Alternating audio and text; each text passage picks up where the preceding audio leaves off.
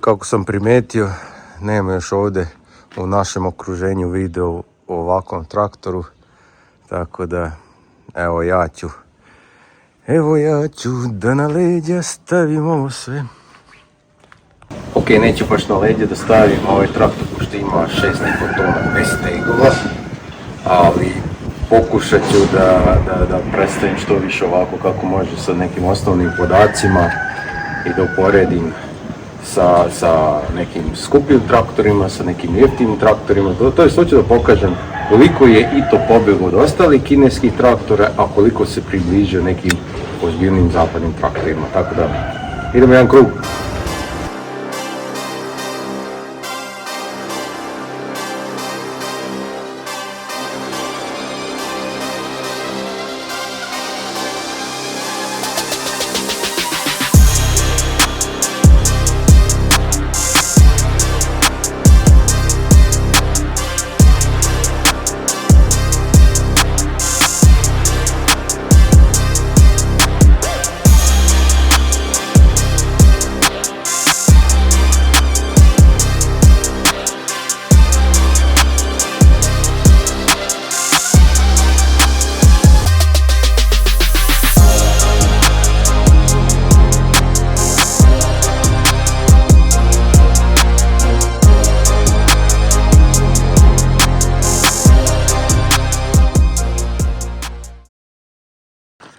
Ajmo onda sa nekim osnovnim karakteristikama. Prvo bi krenuo sa nekim utiskom ovako na prvi pogled. Evo, taj veliki filter vazduha karakterističan za kineske traktore, to su zadržali. Što se te grupacije tiče, ali inače mi deluje stvarno onako skladno što se tiče dimenzija i ne osjeća se nikakva jeftinoća što se tiče, kad bi sad neko rekao kineski traktor, znači sasvim dobro izgleda ovako na prvi pogled. I što se tiče upotrebljenih materijala i što se tiče nekog rasporeda, nekog, šta je znam, neke montaže, kako je urađena montaža, deluje mi onako sve kulturno urađeno i da su pazili onako da na prvi pogled svakako da ne bude to nešto kao da ispade da je jeftin traktor, a u stvari ni nije jeftin traktor, ali u svakom slučaju kažem definitivno odmiče od onih od one grupe kineske traktora kad bi sad grupisali sve te traktore od kineskih proizvođača. Neke osnovne dimenzije: dužina 5,34 metra, širina 2,77 metara i visina 3,11. Clearance ili rastojanje od zemlje 49 cm, znači prilično je dobro ta visina. Rezervoar, moja omiljena tema, rezervoar 275 litara. 275 litara. Znači, sve je to super što se toga tiče. Evo, čisto da krenemo s upoređivanjem, evo, ovaj pogled hoću da tu da uporedim ovako ukosto spreda, da se vidi rezervoar i filter vazduha. I aj sad sa druge strane da vidimo tu gde je auspuh i ajde svetlosna grupa gore, radna svetla, retrovizor i evo tu prednja svetla. Aj sad da vidimo jedan zapadni traktor. Evo ga, slična kategorija, nešto jači traktor jači za 20 konja, John Deere. Evo ga, isti pogled. Znači, ok, malo je, kako da kažem, rezervoar, malo je, kako da kažem, vizualno možda, ajde, lepše urađeno. Ajde, idemo ovako prednji deo. I evo ga, auspuh. Poslije ću vam reći zašto ovo radim. Ajde i poredimo i zadnji kraj. Evo ga. Osovinu čisto da vidite i ovaj zadnji kraj ovako komplet. I to. Aj sad da vidimo John Deere. Evo ga je John Deere. Ajde sojne.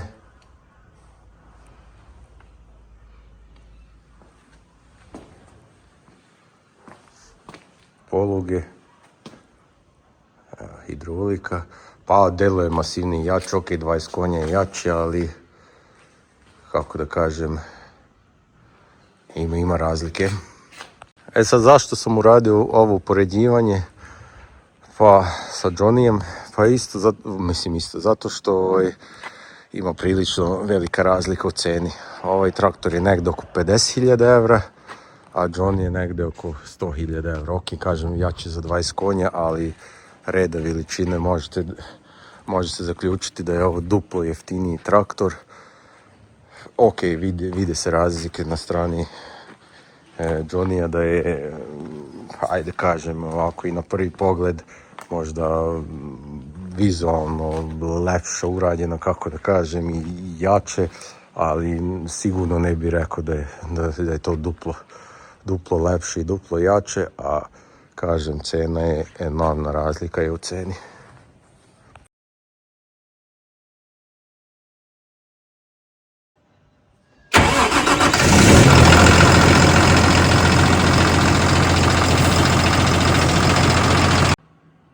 I evo ga i motor. Cummins motor od 6444 kubnih santimetara. 170 konjskih snaga. Common rail diesel motor. Evo ovako to izgleda. Vazdušni filter bolje urađeno nego na nekim ostalim kineskim traktorima. Tu je unutra. To je onako zapadnjački urađeno i ima još dodatno ciklon, tako da 2 vazdušna filtera. Mislim da i za gorivo, i za gorivo ima kao prečistači filter, mada to sad ne bi znao tačno da vam pokažem kako je to urađeno i kako to funkcioniše, ali u suštini traktor ima jači traktori kod, kako se zove, kod ITO proizvođača ima 195 konja također, ali ovo spada u, kako da kažem, u taj krug jačih traktora. To je ova oznaka ELG i to ubacuje već ove oznake sad nove NLX, ELG i šta ja znam, čisto da zabuni narod, ali u svakom slučaju ono što sam našao da ELG označava ove jake traktore kod ITO proizvođača.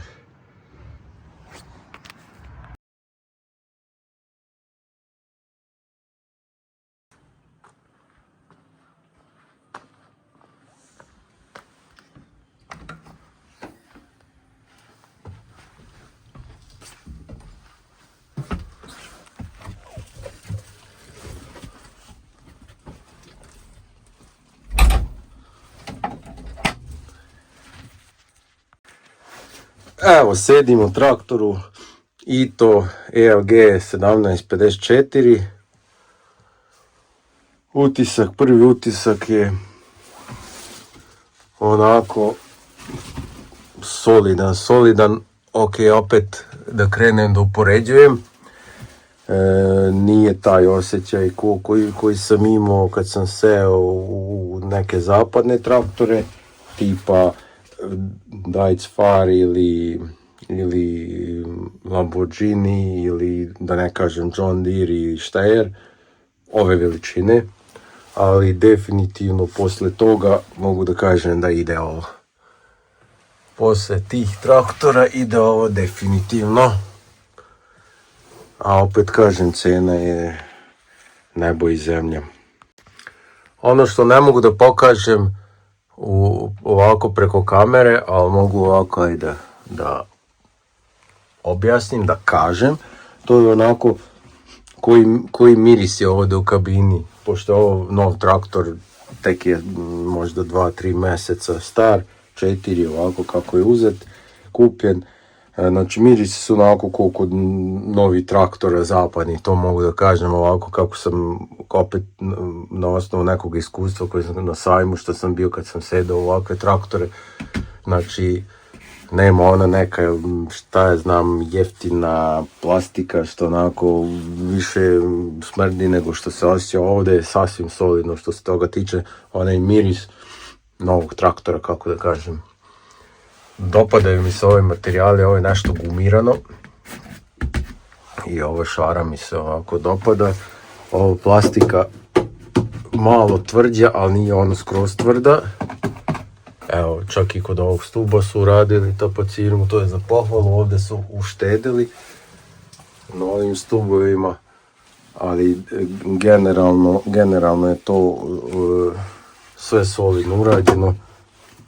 Evo ove ručke, evo ovo dobro sedište gramer, tu nema diskusije o kvalitetu, ali inače kažem, evo ima tu jedno malo sedište koje ja ne znam kako treba da se zakače, ali definitivno kažem materijali koji su korišćeni su sasvim solidni.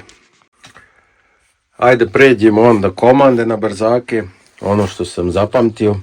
Evo tu sa desne strane dole su vam ručke za izvode hidraulike, znači za prikolicu i šta ja znam, za prskalicu, za hidraulične grane ili šta još već možda se koristi. To u istim bojama je ko napolju se izvodi. Ovo je ručica za hidraulične poluge, ručni gas, ovo je opet nešto za hidrauliku. Ovdje imamo ručicu menjača, to ću kasnije objasniti. Ovdje je blokada diferencijala, gas, kočnica, kvačilo. Ovdje gore imate kontrolnu tablu, jel, sa tasterima, električno uključivanje i isključivanje kardana. Ovdje vam je displej za rikverc kameru, kontrolna tabla je lako digitalna, rekao bi, skroz digitalna, mada ima tu malo i kako se zove, i kazaljke, ali više digitalna. S ove strane vam je ručna kočnica, ovdje isključivanje i uključivanje prednjeg pogona i gore su vam tasteri za brisače, za rotaciju, za klimatizaciju. Ovdje vam je radio, zvučnici, evo šiber, onda isto duvaljke. Ovdje imate malo kao, kako se zove, zavesicu, tako da to je to sve što se tiče komandi. Znači jednostavno, i to mi se najviše dopada. To mi se najviše dopada kad vidim neki traktor današnje proizvodnje i što ja shvatam kako funkcioniše. Znači, ok, moj kanal je svakako takav da više priča o ovim jednostavnim starijim tipovima što se tiče traktora i jednostavno upravljanje. Ja sam iz IMT-a došao, da se razumemo, ali mislim traktora IMT, ne firme, nego traktora IMT, ali definitivno kažem, ovo mi se dopada što i dan danas može da se kupi ovakav traktor koji je luksuzan, ovako na prvi pogled kad sedim unutra, još ovo sedište gramer posebno doprinosi tom osjećaju, ali isto jednostavno mogu bi odmah sad da ga teram kući, što bi rekli. Nego ajde vidimo da ja startujem ovo, da vidimo kako ovo izgleda, kontrolna tabla. Samo da vidim, malo treba čekati, evo ga. Ovo na kineskom piše. Znači treba da odradi ove njegove kontrole. Da vidimo. Znači evo kontrola. Da vidimo. Može.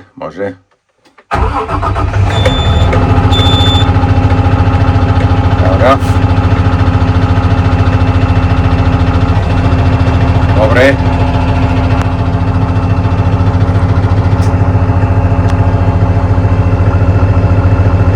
Znači evo ove informacije, da ja sad ne pričam posebno, tu ću malo zoomirati. Evo ga, ove informacije pokazuje. Radni časovi, evo 112 radnih časova ima. Ovo vam je ovo drugo ne znam, hidraulika, pritisak u hidraulici vjerovatno, onda brzina, kojom brzinom ide, koliko je pređenih kilometara. Ovo mi je akumulator, ovo vam je broj obrtaja. Ovdje imate gorivo i temperaturu motora, temperaturu ulja u motoru. Tako da, to je to. I evo ono što sam rekao, kad se startuje auto, kad se startuje traktor, uključi se ovaj display, rikverc kamera. Malo neće da zoomira, evo ga.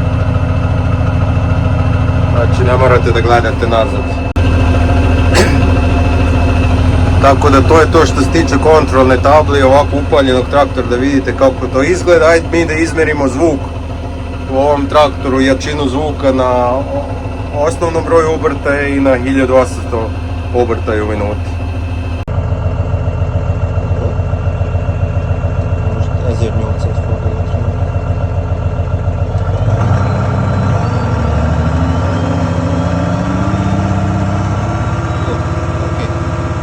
Evo ne znam koliko ste mogli da vidite na ovom malom displeju, ali 70 decibela A je na neki 800 obrtaja u minuti, a na 1800 je 90 decibela A. I to je nešto, kako da kažem, glasnije nego zapadna konkurencija. Nije puno glasnije, ali recimo kod zapadnih je negde 60, 70, 75 decibela, maksimala do 80, ovdje ide do 90, znači za nekih 10 decibela je glasniji nego zapadna konkurencija. Tako da ovaj zvuk je nešto jači nego kod zapadnih traktora, da se razumemo, ali verovatno ovdje su nešto malo uštedili na zvučnoj izolaciji što tiče kabine, ali nije to je još uvijek u nivou prihvatljivog, mislim ne prihvatljivog nego dobrog, tako da, ali eto, na primjer, tu može da se vidi neka razlika u odnosu na kako se zove, na neke duplo skuplje traktore tipa ovaj John Deere što sam pokazivao, tako da, ali mislim da još uvijek na ovom se još ne vidi ona potreba za duplo većim ulaganjem. Eventualno, što sad ne možemo da proverimo, eksploatacija, duža eksploatacija, da se tu vidi koje su razlike između ovakvog traktora i duplo skupljeg zapadnog traktora.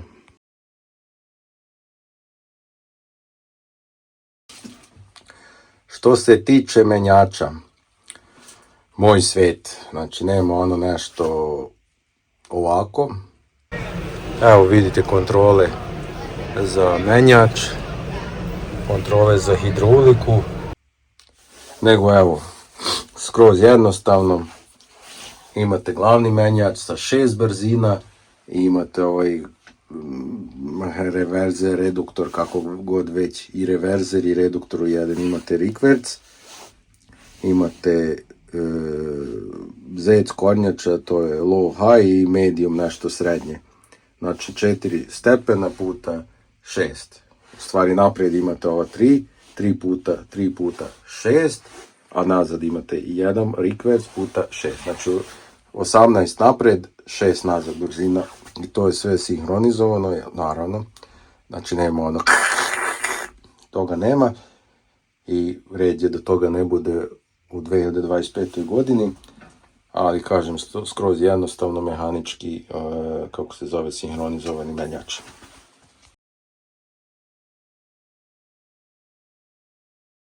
Što se tiče eksploatacije, znači, da se vratimo na početak, 175 konjskih snaga i rezervoar od 275 litara, znači to je ozbiljno.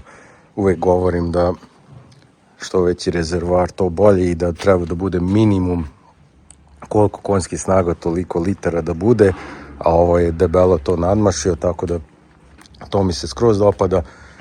Nema tako široke gume, a ok, verovatno može da se kupe široke gume, ali nema tako široke gume, može ladno da uđe u brazdu kod oranja. I inače 175 konja, to vam znači četvorobrazdi plug obrtač.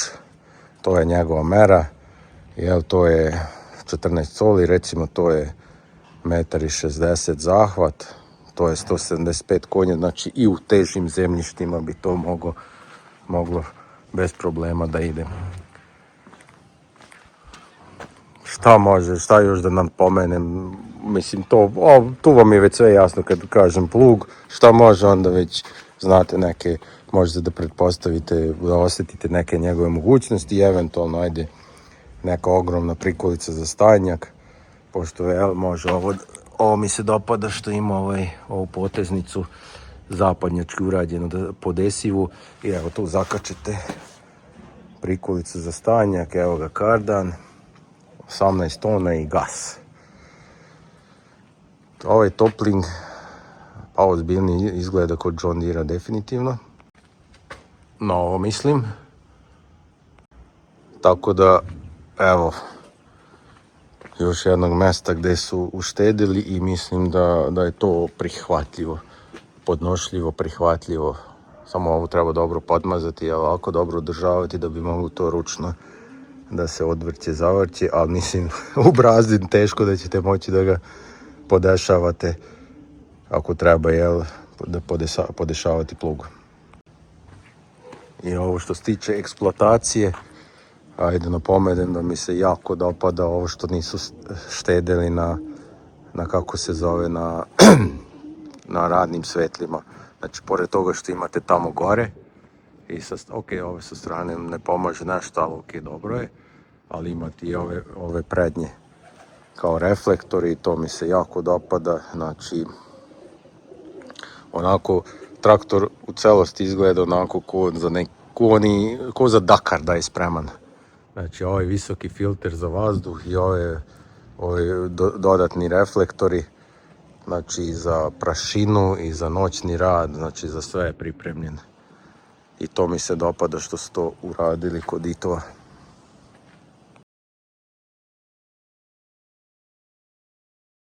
Ono što sam već više puta napomenuo u mojim videima, što se tiče kineskih traktora, kao što već ako pratite u automobilizmu, kod automobila, kineski proizvođači su već dostigli pa čak i prestigli evropske proizvođače. Znači i po kvalitetu, sad po eksploataciji, da li posle 10 godina kako će ti automobili izgledati i kako će biti stanje, ne znam, ali definitivno ovako sad je to već taj nivo. Tako će, to će se desiti i kod traktora, definitivno, znači sve što kod automobila se desi posle jednog vremena se desi i kod traktora. A moje pitanje za vas je i to od 50.000 evra ili John Deere od 100.000 evra? Pitanje sad. Razmislite, odgovorite ako možete, ako imate neki komentar, a mi se vidimo uskoro. Pozdrav!